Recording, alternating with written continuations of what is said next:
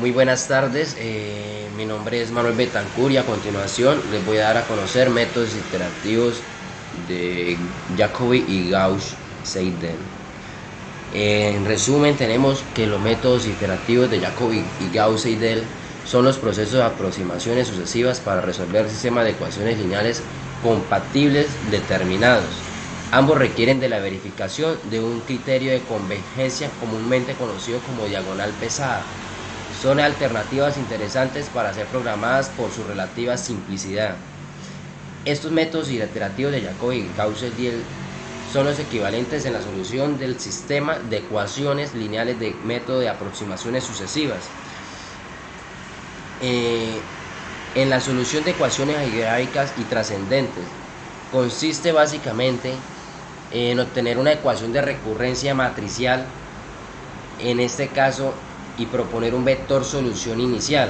Posteriormente se debe realizar las iteraciones necesarias hasta que la diferencia entre dos vectores consecutivos cumplan una tolerancia definida.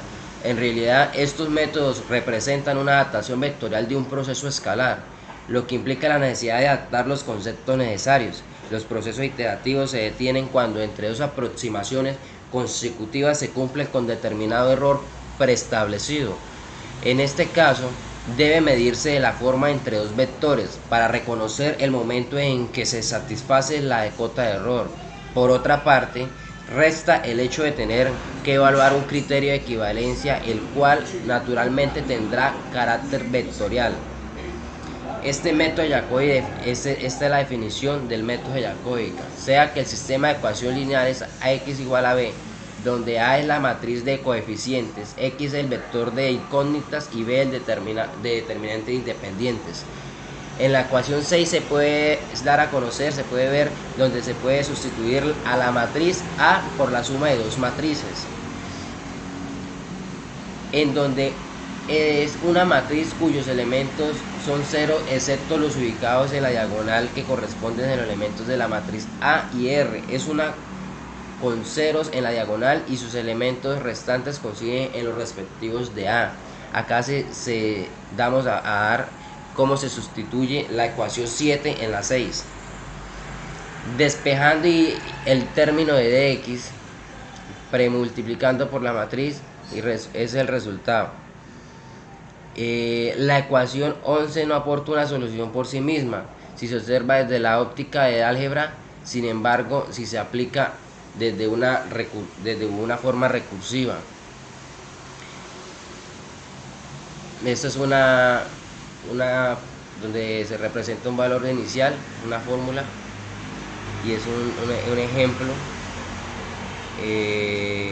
Es una ecuación de 12, la ecuación 12 requiere un breve análisis para su aplicación práctica en principio de la matriz D, detallada en solo poses elementos diferentes de 0 que corresponden. Ahora,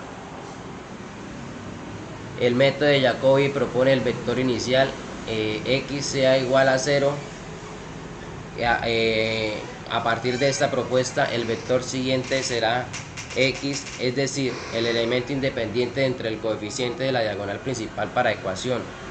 Este vector se sustituye en las ecuaciones 13 obteniendo el siguiente vector. El proceso se realiza consecutivamente hasta que la norma entre dos vectores consecutivos sea menor que cierta tolerancia preestablecida. La norma 0 se calcula como 0 raíz cuadrada de x, y esta es la fórmula. Criterio de convergencia del método de Jacobi. El método de Jacobi es susceptible de los efectos de pivoteo.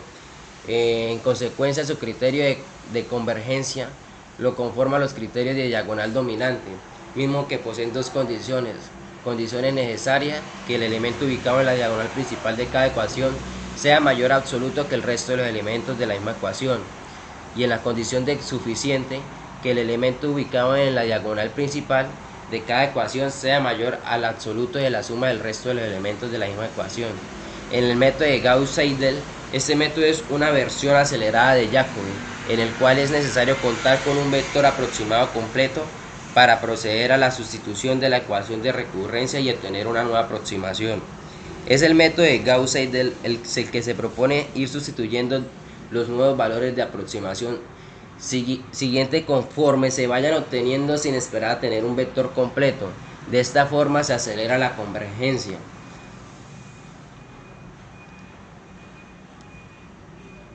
A partir de las ecuaciones de recurrencia del método de Jacobi, de la fórmula de la 13, del ejemplo 13, el criterio de convergencia del método de Gauss-Seidel es el criterio de convergencia corresponde totalmente a la diagonal dominante cuyas condiciones se expresan en las ecuaciones 16 y 17, en las anteriores, que son estas dos, en la condición necesaria y la condición suficiente. Ese es un ejemplo de aplicaciones del método de Gauss-Seidel.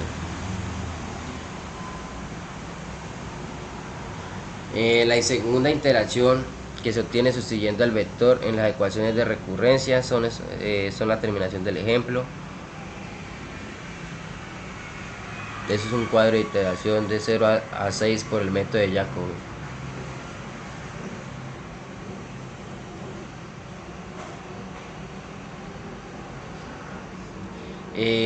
En las conclusiones concluimos de dos sentidos diferentes. Primeramente, debe percibirse en el método de Jacobi, que es un antecedente del método de Gauss-Seidel. O sea, el Gauss-Seidel es un método más avanzado, viene como mejorado, modificado el método anterior de Jacobi, mismo que mejora pues, de forma muy notable, que acelera la convergencia.